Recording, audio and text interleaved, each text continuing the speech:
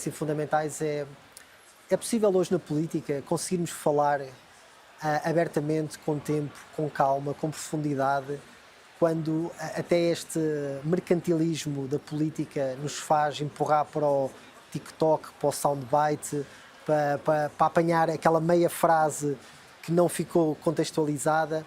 Onde é que está o papel da política, também compreendendo a voracidade dos momentos em que vivemos, não é? Que é tudo muito mais acelerado, mas onde é que está o papel da política ponderada, da política estrutural, sobretudo na juventude, onde se debatem os temas de modo compreensivo, extensivo, com vários atores, onde a diplomacia também tem um papel preponderante. Onde é que vê, nomeadamente também na juventude brasileira, este papel de maturação? Porque a rebeldia é um dos sinais da juventude, mas será que a rebeldia também não está muito conectada com o momentâneo? Como é que nós ultrapassamos isto também? Se eu tivesse a humildade necessária, eu deveria dizer que não sei. Né? Deveria dizer que não sei. Mas eu quero crer que, olhando para trás, a gente pode achar uma pista. Hoje é quase impossível. O que nós conversamos aqui, as pessoas que não desligaram, sabe, não compreenderam parte relevante. Mas nós estamos conversando, nós estamos insistindo. Eu tenho 65, você tem 40. Ou seja, está acontecendo. Quantos somos? Muito poucos hoje. Então é um problema de mérito, antes de mais nada, e um problema de pedagogia, de método. Então, o problema de mérito. Qual é a ideia que nós queremos defender? Então é o seguinte, nós vamos agora dizer para as pessoas, apenas reativamente, como os homens de boa vontade fazemos já. Nós já fazemos em casa, fazemos com nossos filhos. Então, nós que chegamos a esse nível de escolarização, de educação e de conhecimento da vida, nós estamos dizendo, olha, não coma isso, que isso aqui é coisa ruim, isso aqui é produção com mão de obra em condição análoga de escravidão.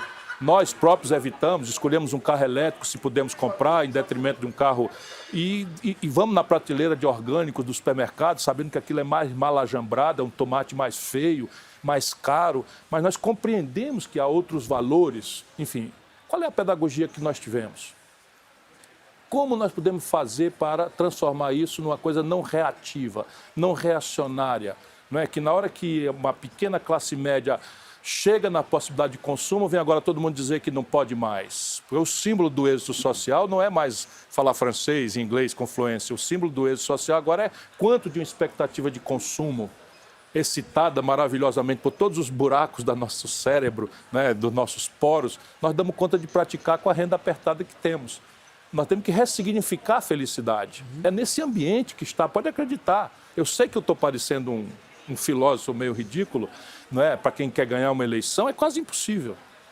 Eu sei bastante bem do que eu estou falando, mas é necessário. É formular nova ideia, porque os valores, não é, de igualdade, das oportunidades para as pessoas poderem valer por si mesmas e não pelo endereço onde nasceram, pela família a qual pertencem, são valores definitivos. Nós vamos perder a ilusão de buscar a igualdade de oportunidade para as pessoas? Não podemos fazer, apenas temos que redesenhar o método. E aí é pedagogia, aí é exemplo. Por exemplo, eu estou dizendo que antes da gente fazer a grande revolução, né, que transforme a felicidade de novo no elemento subjetivo, espiritual, e não no consumismo desbragado, que vai matar o planeta, está matando o planeta, nós podemos pedir às pessoas que façam-se 3 perguntas, ao invés de só uma, no ato simples e trivial de consumo do dia a dia. Nós estamos obrigados a fazer uma pergunta: quanto custa? Teremos que continuar fazendo, portanto, uma das 3 novas perguntas é: quanto custa? Senão a gente rompe dialeticamente a lógica do povão, do povo pobre ou de classe média que vive com um orçamento apertado. Quanto custa? Portanto, ficar preocupado com produtividade, com eficiência, com taxa de juro, com taxa de câmbio, sabe? Isso tudo segue sendo dramaticamente necessário. Não pode ser só um ecologista, sabe? Gente boa, que a gente gosta de sair para tomar uma cerveja, mas a humanidade, apesar dele, está indo para o brejo.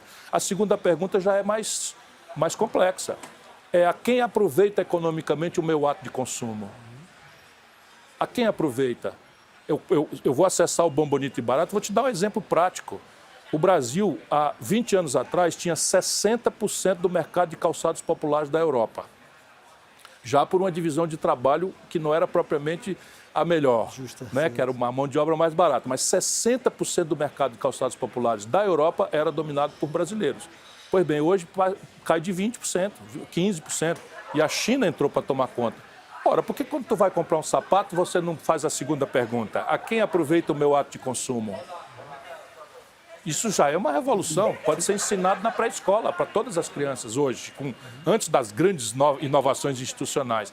E a terceira pergunta é, o meu ato de consumo é amistoso ao planeta, é amistoso à natureza na origem e no rejeito? Eu posso querer comprar uma coisa mais cara, menos bela, menos interessante, um melão menos enfeitado, menos encebado, porque ele foi produzido em bases orgânicas, sem depredar a natureza, sem criar uma coisa cancerígena, etc, etc. São 3 perguntas, vamos começar por essas. Eu acho que é por aí, pela inovação da ideia e por um método dialeticamente comprometido com o mais pobre e mais simples dos seres humanos.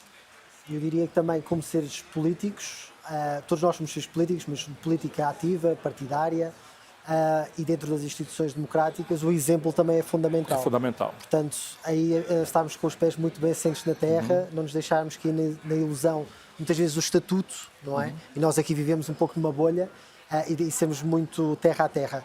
E a segunda parte que eu depois não concretizei era aqui, dentro desta esfera muito relevante de sermos também um exemplo de pedagogia, naquela parte em que nós falávamos da disrupção do pensamento, há uma disrupção tecnológica a acontecer que vai condicionar tudo o que nós concepcionamos hoje em dia. E uma das ideias que eu exploro num documentário que fiz sobre o rendimento básico incondicional, que é um pouco diferente da proposta que o CIR apresentou de renda básica, é diferente, porque ela é efetivamente incondicional para todos, mas era que esta prestação que era atribuída a todos os cidadãos de um determinado espaço geopolítico fosse também financiada por uma taxa sobre as tecnologias. Porquê? Porque nós vemos esta disparidade gigantesca cada vez mais no acesso a esta tecnologia, na posse mesmo. Portanto, todos nós acessamos, mas isto tem um custo, muitas vezes um custo invisível. E a tecnologia está cada vez mais centralizada em pequenos grupos, em pequenas pessoas, que são os novos, digamos, donos da verdade. Seria a taxação destas tecnologias uma forma também importante para redistribuir a riqueza? Como é que nós contrariamos também esta centralização? Porque é um caminho que temos visto em várias áreas, concentração de riqueza, concentração de recursos, concentração de poder. Como é que nós contrariamos esta dinâmica agora na parte tecnológica? Veja, nós temos que dar tratos à bola por uma nova institucionalidade a partir de uma pergunta que devemos nos fazer a todos nós. É razoável? É assim mesmo? É uma condição fatal, como a lei da gravidade, que metade da humanidade viva com um dinheiro menor do que as 10% de pessoas mais ricas do mundo tenham? Se as pessoas acharem... Porque nós precisamos evoluir dialeticamente com essa questão. Isso é razoável? Para ganhar um certo meio que não está muito ligado nisso, né? Então, esses 10% mais ricos vão resistir. Estão resistindo. Eles estão subornando governos, instituições, parlamentos, mass media, etc, etc, etc. E estão fazendo isso de uma forma sofisticada, né? Nós estamos num pleno debate sobre esse assunto agora no Brasil, regulação, não regulação das redes sociais, das coisas, etc, etc. E o argumento que se ouve é o mais pusilânime possível, de lado a lado.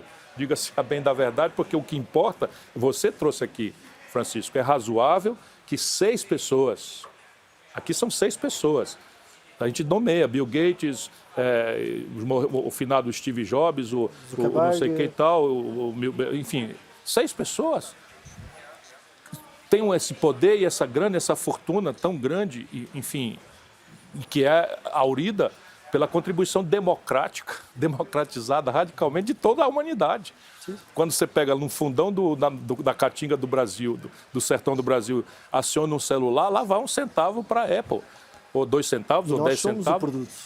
Claro, então é de base massiva e tal. Agora, veja, com a ordem internacional, assim como está assentada, por exemplo, paraísos fiscais, essa sua ideia, ela corre o risco de não funcionar. Por quê? Porque se eu admito que no Canal da Mancha, 14 quilômetros que separam o Reino Unido da França. Não é? Você tem uma ilha onde você pode botar dinheiro sem pagar imposto, percebe? E com a eletronização dos meios financeiros. Então, é todo um novo desenho institucional que a humanidade precisa se dedicar a construir. Entre mentes, porque isso vai custar sangue, suor e lágrimas. Vai custar sangue, suor e lágrimas. Entre mentes, o que nós podemos e devemos fazer em nível nacional é tornar mais progressivos os modelos tributários. E esse modelo de maior progressividade tem clarezas. Você deve optar claramente por tributar mais patrimônio e renda e menos o consumo. Embora possa-se usar a tributação do consumo como setor a setor, efeito dissuasório desse consumo, e não para arrecadar propriamente, se me entende. Não é? Claro. Então, esse é o que está possível de ser alcançado hoje. E a Europa, de novo, eu não falo isso para agradar. A Europa é o experimento institucional farol para a humanidade. Vocês não podem fracassar. Por quê? Porque aqui é uma experiência concreta de construção de um mundo comunitário a despeito do respeito que deve permanecer das identidades, das personalidades culturais, não é? Você tem, entre Portugal e Espanha, ali vizinhos da Península Ibérica, tanto para quem como eu ama isso aqui, uma distinção personalíssima, não é? de cultura, tudo isso tem que ser mantido, porém são capazes de construir instituições novas, comunitárias, e de avançar em direção a produzir equidade social e, a partir daqui, concretudes na questão da mudança do padrão de consumo, sem o que a humanidade não vai ter um ambiente sadio. Acredite, você fazer o seguinte, não, prestando atenção na Amazônia, ok, vamos prestar atenção na Amazônia, eu estou aqui falando sobre isso despoderadamente, sem reserva, estou dizendo que o Brasil não tem projeto para isso, ok, tá bom? Mas e os Estados Unidos? Não é flagrante que o que está causando a mudança climática é a emissão de carbono? Quem é o maior poluidor do mundo? Qual é o maior produtor de gases do efeito estufa do mundo? E não há nada, e há um governo que se elege com essa retórica, sabe, com essa agenda identitária e tal, e que não fez absolutamente nada, com todo respeito, absolutamente nada, do seu ponto de vista estratégico, para mudar isso. Né? Quando a Rússia invade a Ucrânia, nós brasileiros tomamos 150%, 200% de aumento nos fertilizantes da nossa agricultura. Para a exportação, você repassa uma espécie de hedge natural, porque os preços da comida de vocês todos subiram, mas para o pobre lá do Brasil, ele ficou mais faminto um pouco. Isso não é possível, a gente deixar que esse efeito borboleta óbvio não seja institucionalmente tratado.